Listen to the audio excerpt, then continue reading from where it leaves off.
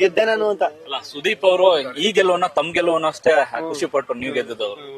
ಅದು ನನ್ ಪುಣ್ಯ ಕಾಣಿಸುತ್ತೆ. ಅವ್ರು ಸುದೀಪನ ಸ್ಟಾರ್ಟಿಂಗ್ ಇಂದನು ಏನಾದ್ರು ತಪ್ಪು ಮಾಡಿದ್ರೆ ಗಿಲ್ಲಿ ಮಾಡ್ತಾ ಇದೀಯಾ ಬೇಡ ಅಂತ, ಸರಿ ಕಾರಣ ಆಯ್ತು ಕಾರಣ ಅಂತ ಹೇಳಿ ಅವಾಗಿಂದ ನಾನು ತಿತ್ಕೊಂಡ್ಬಂದು ಕೊನೆಗೆ ನನಗೆ ಖುಷಿಯಾಗಿದ್ದೇನಪ್ಪ ಅಂದ್ರೆ ಸುದೀಪಣ್ಣ ನನ್ನ ಕಡೆಯಿಂದ ಒಂದು 10 ಲಕ್ಷ ದುಡ್ಡು ಕೊಡ್ತೀನಿ ಅಂದಾಗ ನನಗೆ ಯಪ್ಪ ತಡಿಕೆ ಆಗಿಲ್ಲ. ಅಯ್ಯೋ ಏನ್ ಹಿಂಗಂತವ್ರು, ನನಗೆ ಅಳು ಬರಲ್ಲ ಅಣ್ಣ. ಸಾಮಾನ್ಯವಾಗಿ ಅಳುದೇ ಇಲ್ಲ ನಾನು.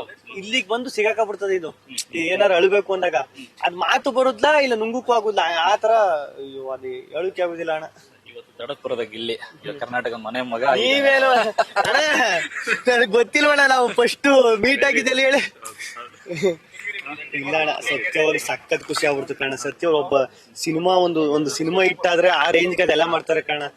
ನಾನು ಒಂದು ರಿಯಾಲಿಟಿ ಶೋ ಮಾಡ್ಬಿಟ್ಟು ಅದ್ರಲ್ಲಿ ವಿನ್ ಆಗ್ಬೇಕು ಅಂತ ಇಷ್ಟು ಜನ ಕಷ್ಟಪಟ್ಟು, ಆಟೋ ಡ್ರೈವರ್ಸು, ನಮ್ಮ ದರ್ಶನ್ ಸರ್ ಫ್ಯಾನ್ಸು, ಆಮೇಲೆ ಒಂದು ಹೋಟ್ಲಲ್ಲಿ ಕೆಲಸ ಮಾಡ್ರು ನಮ್ ಶಿವಣ್ಣ ನನ್ನ ಫೇವ್ರೇಟ್, ಇವ್ರೆಲ್ಲ ಇಷ್ಟು ಪ್ರೀತಿ. ನಮ್ ಸುದೀಪಣ್ಣ ವಾರ ಹಂಗೆಲ್ಲ ಮಾತಾಡೋ ಸತ್ಯವಾಗ್ಲೂ ಸಖತ್ ಇಷ್ಟ. ತುಂಬಾ ಜನ, ನೂರಾರು ಜನ ಹಚ್ಚಾಕ್ಸ್ಕೊಂಡಿರೋದು. 100 ಜನ. ಅದೇ ನನಗೆ ಆಶ್ಚರ್ಯ ಆಗುದು, ನಮ್ ಬಂಧು ಅಲ್ಲ ಬಳಗ ಅಲ್ಲ ಸಂಬಂಧ ಅಲ್ಲ ಅಣ್ಣ, ಹಾಕಿಸ್ಕತ್ತಾರೆ ಅಂದ್ರೆ ಅದು ಎಷ್ಟ್ ಜನ್ಮದ ಪುಣ್ಯ ಅಣ್ಣ. ಅದು ಇಷ್ಟು ಬೇಗ ನಾನ್ ಸತ್ಯವಾಗ್ಲೂ ಸಾಯಿ ಗಂಟ ಮರಿಲ್ಲ ಕಾರಣ. ನಿಮ್ಮ ತಂದೆಗೆ ನಿಮ್ಮ ಒಂದು ಬಹುಮಾನವನ್ನು ಕೈ ಕೊಟ್ಟಿದೆ ಬಿಗ್ ಬಾಸ್ ಸೀಸನ್ ಕಪ್ಪನ್ನ. ಇಲ್ಲ ಅವರಿಂದಾನೇ ಅಲ್ವಣ ನಾನು ಇಲ್ಲಿ ಗಂಟ.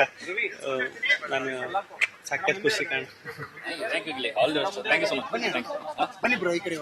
ಸರ್ ನೋಡಿಲ್ಲ ಇದಿಷ್ಟು ಗಿಲ್ಲಿಯವರ ಮಾತು. ಕ್ಯಾಮರಾ ಪರ್ಸನ್ ಮಂಜು ಜೊತೆ ಲೋಕೇಶ್ ನ್ಯೂಸ್ ಫಸ್ಟ್ ಬೆಂಗಳೂರು.